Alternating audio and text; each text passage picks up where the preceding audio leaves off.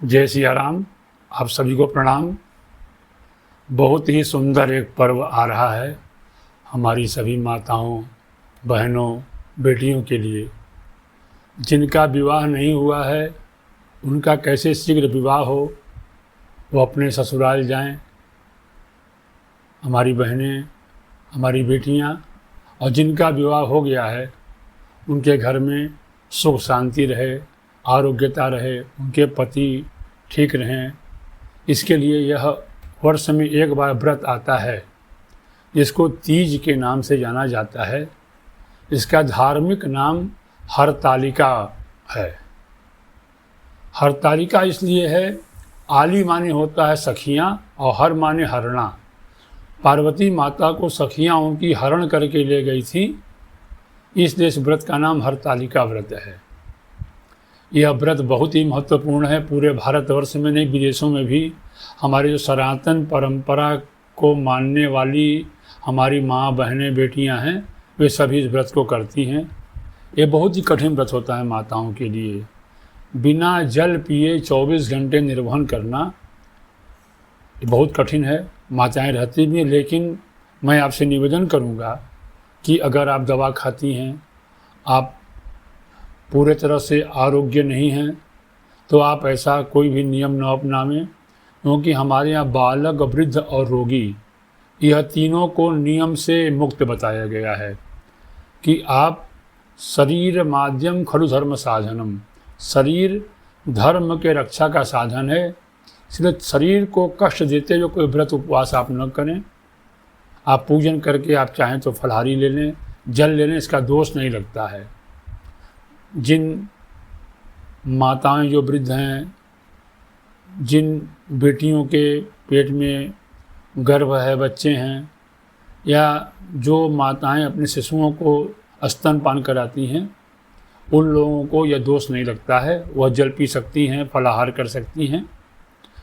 यह व्रत भादों के महीने में शुक्ल पक्ष में तृतीया तिथि में पड़ता है, और वह भी तृतीया तिथि कब हो? जब हस्त नक्षत्र हो। भाद्रे मास शीते पक्षे तृतीया हस्त संयुता।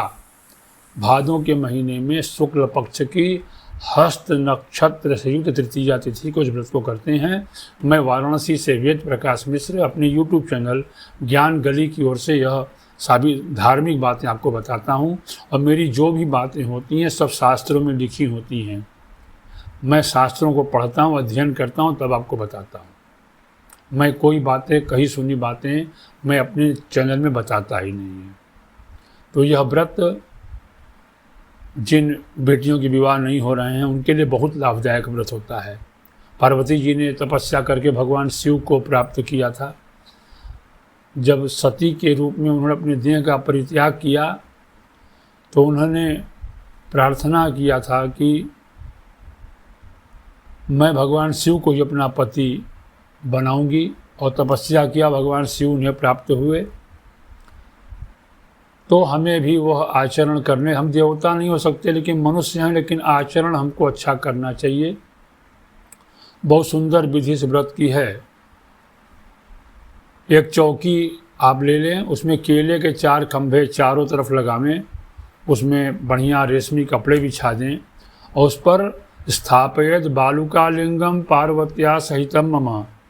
भगवान शिव और पार्वती की जो बालू की मिट्टी की मूर्ति आती है, उस मूर्ति को आप स्थापित करें, और स्थापित करके उनको गंध, पुष्प, धूप, दीप, नैवेद्य प्रदान होता है। चंदन, अक्षत, पुष्पमाला, बेलपत्र चढ़ावें, भोग लगावें जो आपसे बन सके। बहुत लोग बैंड बनाते हैं, गुजिया उजिया क्या क्या बनाते हैं, आपसे जो हो सके आप मिठाई का भोग लगावें, और जितने फल मिल सकें उस मौसम में, उस मौसम के अनुसार सारे फल आप इकट्ठा करें, उन फलों को अर्पित करें, नारियल अर्पित करें। और नारियल चढ़ाने से लाभ होता है कि श्री आती है घर में, तो श्री फल बोला जाता है, भगवती को अर्पण करें। लौंग, पान और सुहाग की सामग्रियाँ। एक निवेदन जरूर करूँगा आपसे कि वो जो बाज़ार में पैकेट बिकते हैं इतने बड़े 10-20 रुपए वाले, जिसमें छोटी सी कंघी, छोटी सी 2 चूड़ियाँ, फीता, यह न चढ़ावें। इसको चढ़ाने का कोई फल नहीं है। चढ़ा के वो वस्तु आप दान करें जो कोई व्यक्ति उपयोग करे। आपका पैसा भी लगता है, दुकानदार पैसा ले लेता है, लेकिन जिसको आप वो वस्तु देते हो किसी काम में नहीं आती, वो भी उसको फेंक देते हैं। तो एक वस्तु आप दें, लेकिन उससे उपयोग करने लायक दें, तो उसके उपयोग में आवे तब दान देने का महत्व है। केवल दिखाने के लिए दान कर देना, पैकेट में बंधा हुआ कंघी शीशा और ये सब मत करें। चढ़ावें भगवती को सिंदूर चढ़ावें। अगर आपका विवाह हो चुका है तो जो आपका सिंदूरा विवाह के समय का है उसका सिंदूर चढ़ावें, और नहीं हुआ है तो आप रोली अक्षत चढ़ावें। जब विवाह आपका हो जाएगा तब आप सिंदूर चढ़ाइएगा। और अब जो श्रृंगार अपना हो सके पूर्ण श्रृंगार करके अपना पूजन करें। अपने को पूरा सजा करके, पैरों में महावर, हाथों में मेहंदी, चूड़ी, नाक में नथ और माथे पे मांग टीका अगर आपके पास हो, आप अगर विवाहित महिला हैं, सभी चीज़ें चढ़ावें और भगवती का पूजन करें। और हरतालिका व्रत की कथा जो आती है, जिसमें सखियाँ हर के ले गई थी, जब उनके पिता ने कह दिया कि आपका विवाह विष्णु से कर देंगे, तो अपने घर से चली गई थी और उन्हें तपस्या किया था। और तब भगवान शिव प्रकट होकर उनको अपनी अर्धांगिनी बनाने का जब उन्होंने आशीर्वाद दिया तो वो घर आई थी। उसके बाद उनके पिता हिमराज ने पार्वती का विवाह शिव से किया था। तब से यह व्रत की परंपरा चली आ रही है। व्रत को आप करें। रात में दूसरे दिन जैसे भी आप पारण, आपके यहाँ विधि हो, हर प्रदेश में अलग अलग विधियाँ हैं, उन विधियों से आप पारण करें। और ब्राह्मण को अन्नदान, और जो आपने वस्तुएं चढ़ाई हैं वो सौभाग्यवती स्त्री को ही दान करें। ऐसे ब्राह्मण को न दान करें जिसके घर में उसका उपयोग करने वाला कोई न हो, जिनके घर में परिवार हो, जिनके घर में पत्नी हो, क्योंकि यह सौभाग्य का दान है।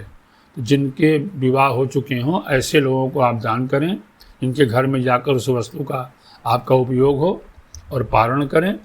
और पूजन करते समय पार्वती से प्रार्थना करें, भगवती मुझे पति दीजिए, मुझे सौभाग्य दीजिए, मुझे राज्य दीजिए, इस संसार से मैं भयभीत हूँ, मेरे परिवार की रक्षा करिए। हे सिंहवाहिनी, हे संसार के भय को हरण करने वाली, हे महादेव को प्रसन्न करने वाली, आप मेरे ऊपर प्रसन्न होइए, मुझे आशीर्वाद दीजिए, ऐसी प्रार्थना करिए। और दूसरे दिन प्रातःकाल पारण करने के बाद मूर्ति का विसर्जन अक्षत से करके और ले जा करके वह मूर्ति किसी नदी या तालाब में डाल दें, तब यह व्रत आपका पूर्ण होता है। ऐसी सुंदर सुंदर जानकारियों के लिए आप मेरे चैनल को देखते रहिए और लोगों को बताइए, ताकि और माताओं, बहनों, बेटियों को हमारे व्रत की पूरी विधि ज्ञात हो। इन्हीं मंगल कामनाओं के साथ हरतालिका व्रत की आप सभी को शुभकामना देते हुए मैं आपसे विदा लेता हूँ। पुनः नए विषय में मिलता हूँ। तब तक हर हर महादेव। जय काशी विश्वनाथ।